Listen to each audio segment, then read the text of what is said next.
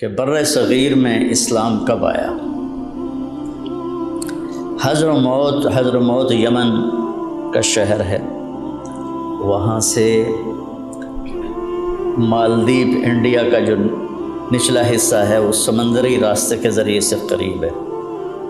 اور مجھے یہ نہیں پتہ کہ کون سے سن میں وہ نکلے، تجارت کے لیے آئے، مالدیپ آئے اور ادھر گجرات کاٹھیا واڑ ادھر، تو وہاں کے لوگ پہلی صدی میں ہی بہت قریب میں ایمان لے آئے تھے، یوں اسلام داخل ہوا۔ لیکن جو ایک تاریخی طور پر محفوظ ہوا وہ محمد بن قاسم رحمۃ اللہ علیہ، مالدیپ کے مسلمان حاجیوں کا قافلہ جا رہا تھا بحری جہاز میں حجاز، تو راجہ داہر یہ سندھ کا راجہ تھا، سندھ بمبئی تک تھا، بمبئی تک، ادھر ملتان سندھ میں شامل تھا اور ادھر بمبئی، اتنا بڑا وہ راجہ تھا۔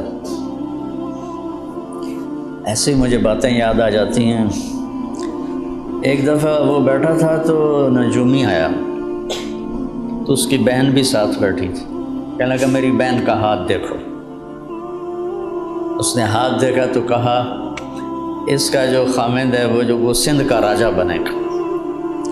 تو اس کو تو چکر آنے لگ گیا کہ تو میں ہی مار کے بنے گا پھر۔ تو اس نے اپنے وزیر کو بلایا کہ نجومی یہ کہہ کر گیا، میں کیا کروں؟ تو اس خبیث نے کہا اپنی بہن سے شادی کر لو۔ وہ راجپوت تھا یا سندھی تھا، مجھے اس کی قوم کا پتہ نہیں۔ کہنے لگا یہ کیسے ہو سکتا، میں بہن سے شادی کر لوں۔ وزیر چپ ہو گیا۔ اس نے ایک بکری منگوائی، اس پر مٹی کا لیپ کیا اور اس پر پھولوں کے بیج لگا دیے۔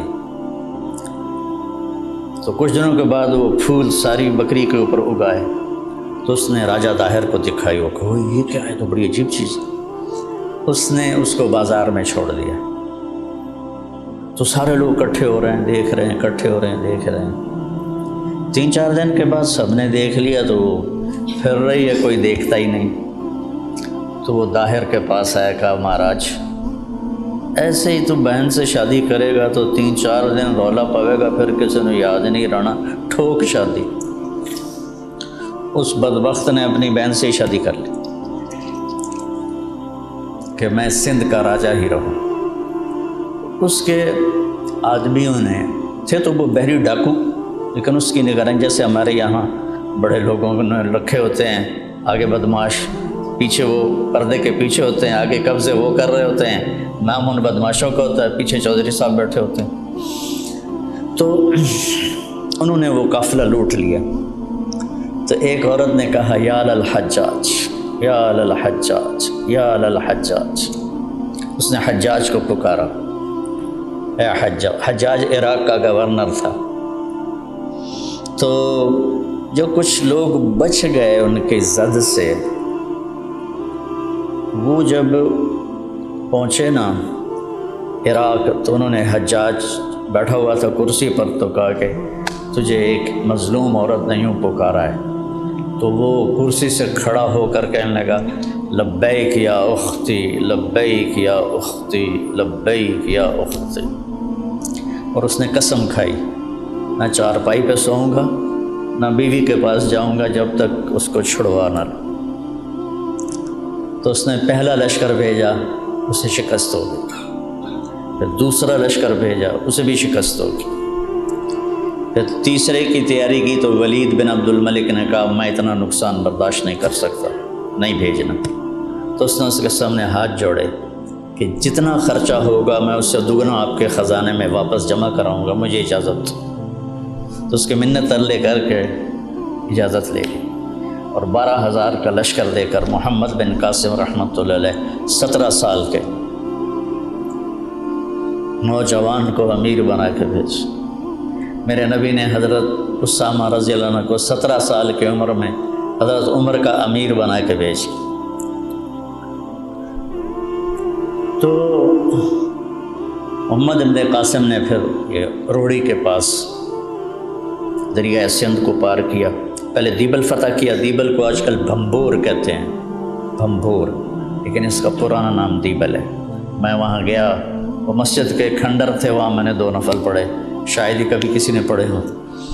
تو پھر اس کے بعد اس نے دریا سندھ پار کیا اور روڑی کے پاس دونوں لشکروں کی ٹکر ہوئی تو داہر کو شکست ہوئی اور محمد بن قاسم چلتا ہوا ملتان تک آیا۔ تو 92 ہجری میں ضلع ملتان میں اسلام داخل ہو گیا تھا اور پورا سندھ میں لاکھوں لوگ کلمہ پڑھ گئے تھے۔ یہ ایک تاریخ کا حصہ ہے۔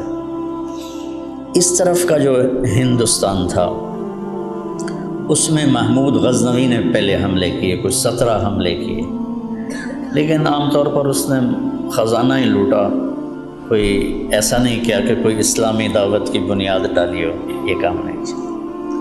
محمد غوری رحمۃ اللہ علیہ نے 1191 میں پرتھوی راج سے جنگ کی، اس میں ان کو شکست ہو گئی، بڑی بری طرح زخمی ہوئے، واپس گئے، 1 سال تیاری کی اور 1192 میں پھر ترائن ایک جگہ ہے جس میں یو پی میں، تو اس کے مقام پر دونوں لشکروں کی مڑ بھیڑ ہوئی، اس میں پھر محمد غوری کو فتح ہوئی اور انہوں نے ان کی اولاد کوئی نہیں تھی، انہوں نے اپنے غلاموں کو وہاں پر گورنر بنا کے باقاعدہ حکومت کا آغاز کیا۔ قطب الدین ایبک لاہور میں، شمس الدین التمش دلی میں، ناصر الدین قباچہ ملتان میں، اور وہ صرف 4 سال حکومت کر پائے اور پولو کھیلتے ہوئے گھوڑے سے گرے اور انتقال ہو گیا۔ لاہور کو انہوں نے اپنا کیپٹل بنایا تھا تو ان کی قبر انارکلی بازار کے پیچھے ہے۔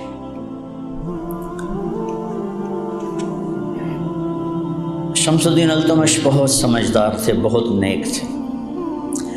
قطب الدین نے ایک بیٹی ان کو دی، ایک بیٹی ناصر الدین کو دی۔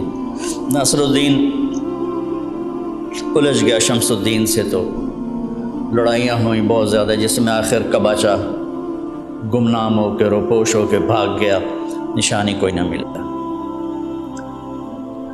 تو شمس الدین سے پھر خاندان غلامہ، یہ سب غلام تھے، ان کو خاندان غلامہ کہتے ہیں کہ یہ غلام لوگ تھے۔ شمس الدین کے سامنے 20 غلام پیش کیے گئے، اس نے 19 خرید لیے، ایک کو چھوڑ دیا۔ اس کا قد بھی چھوٹا تھا اور شکل بھی اچھی نہیں تھی، تو اس غلام نے کہا آپ نے یہ غلام کیوں خریدے ہیں؟ کہا اپنے لیے، کہا مجھے اللہ کے لیے خرید لو۔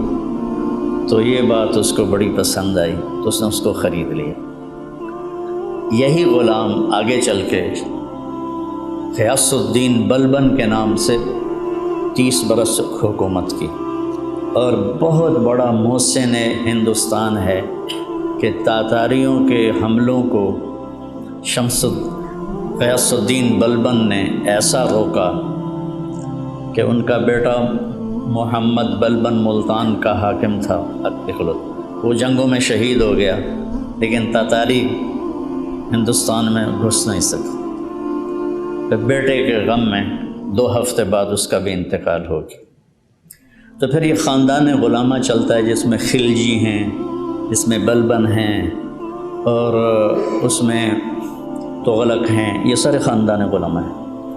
اور 1398 میں تیمور لنگ نے، مجھے اس پہ بڑا غصہ آتا ہے، اللہ مجھے معاف کرے، بہت ظالم تھا، بہت ظالم تھا، چنگیز خان سے بھی زیادہ ظالم تھا، مسلمان ہو کر اس نے میرے تلمبے کو برباد کیا، ملتان کو برباد کیا، ملتان سے دیپال پور گیا اسے برباد کیا، وہاں سے بٹھنڈا گیا اسے برباد کیا، بٹھنڈا سے دلی پہنچا اسے برباد کیا۔ یہ ہندوستان پہ آیا کیوں تھا؟ یہ لٹیرا ڈاکو بادشاہ تھا، ڈاکو بادشاہ، یہ چین پہ حملہ کرنا ہے، تو چین پہ حملے کے لیے تو پیسہ بہت چاہیے، تو کیا کریں؟ کہا ہندوستان میں بہت پیسہ، کا چلو پھر اس کو لوٹتے ہیں۔ اس خبیث نے لوٹ میں لاکھوں انسان ذبح کر دیے اور خزانہ لوٹ کے گیا۔ 1398 میں واپس گیا اور پھر لشکر جرار تیار کیا اور اس کو لے کر نکلا چین کی فتح کے لیے۔ تو قازقستان میں ایک جگہ ہے اترار، بڑی تاریخی جگہ ہے، وہ کبھی پھر دوبارہ اس کی میں تاریخ سناؤں گا، جہاں سے تاتاریوں کی جنگ کی ابتدا ہوئی۔ اس کا گورنر تھا انیل جک، خوارزم شاہی حکومت میں۔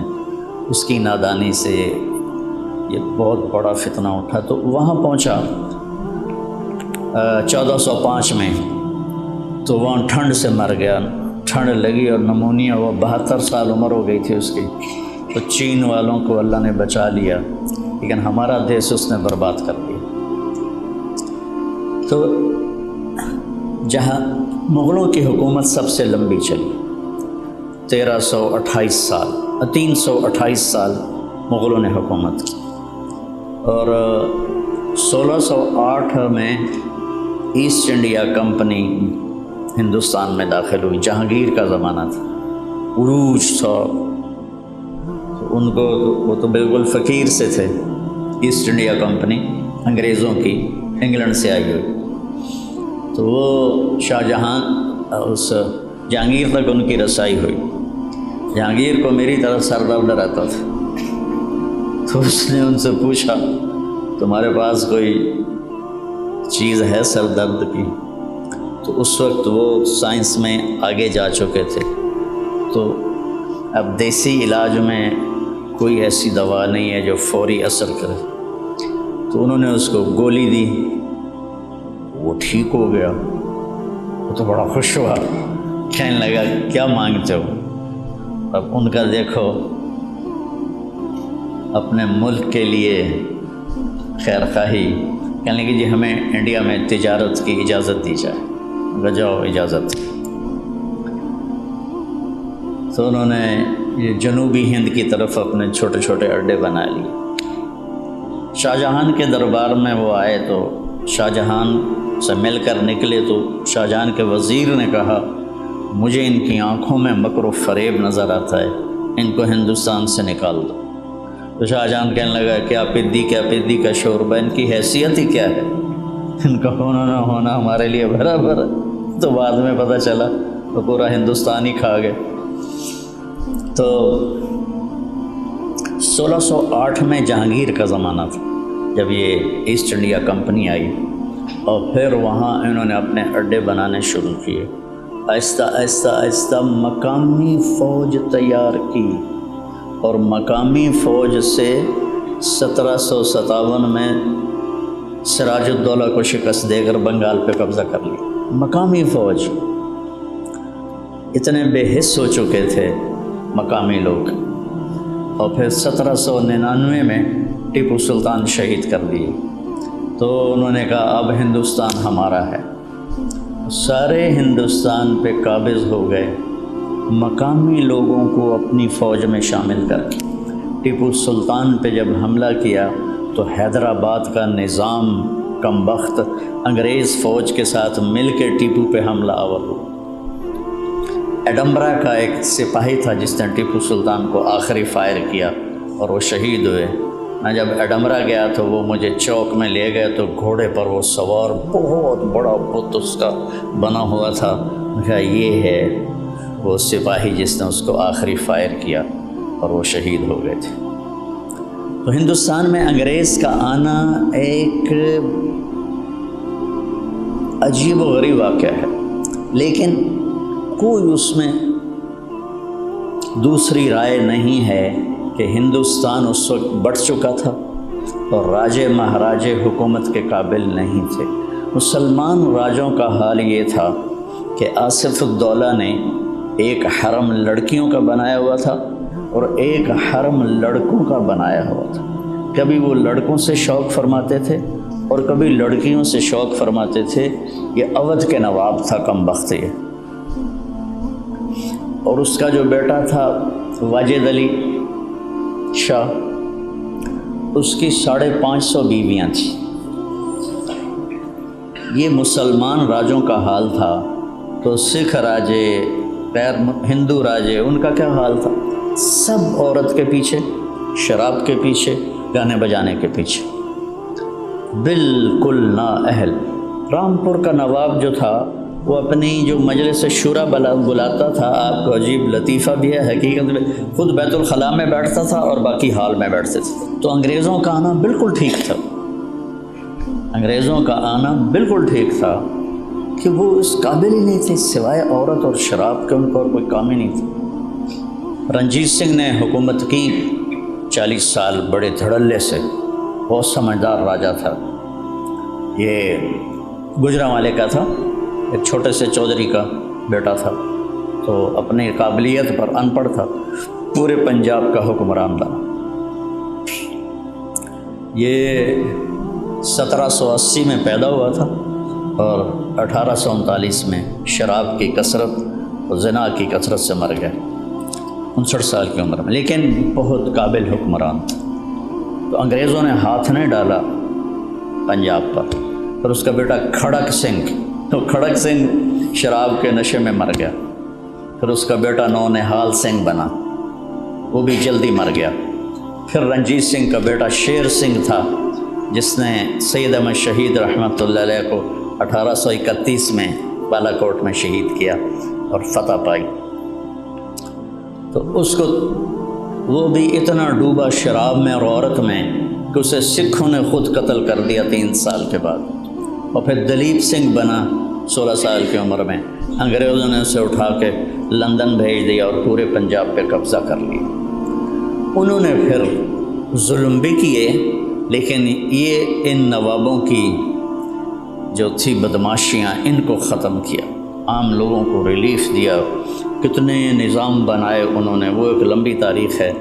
لیکن پھر اللہ تعالیٰ نے فضل فرمایا کہ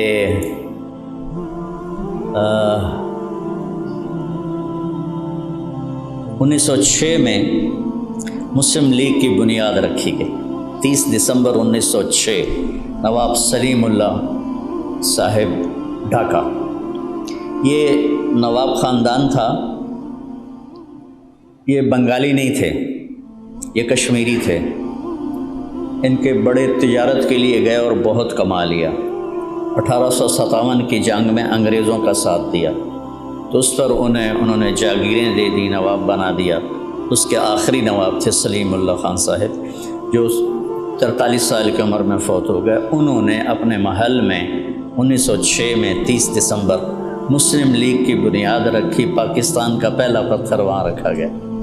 مسلم لیگ کی بنیاد رکھتے ہوئے کسی کے خواب و خیال میں نہیں تھا کہ آگے چل کے یہ پاکستان کے وجود کا ذریعہ بنیں گے۔ صرف یہ جد و جہد تھی کہ مسلمانوں کو اکٹھا کیا جائے اور انگریزوں کے خلاف کوئی محاذ بنایا جائے۔ تو چلتے نواب سلیم اللہ جوانی میں فوت ہو گئے، نوابی ٹائٹل ختم ہو گیا۔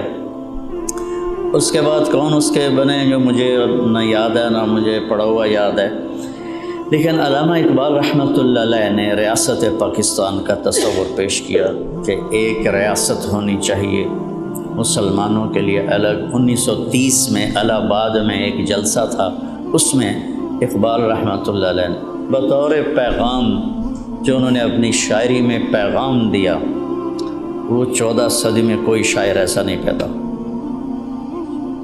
14 صدی میں کوئی ایسا شاعر پیدا نہیں ہوا کہ جس نے پیغام دیا ہو۔ آپ کو عجیب بات سنا، 96 میں ہماری جماعت انڈونیشیا گئی، جنرل حبیبی اس وقت وہاں صدر تھا، تو میں تو نہیں گیا لیکن دوسرے ہمارے کچھ بزرگ اس کو ملنے کے لیے گئے، مسیح الزمان صاحب رحمۃ اللہ علیہ اور کچھ اور ایسے۔ تو وہ کہنے لگا کہ آپ کو پتہ ہے ہم نے تحریک آزادی کیسے چلائی؟ کہ جی آپ بتائیں۔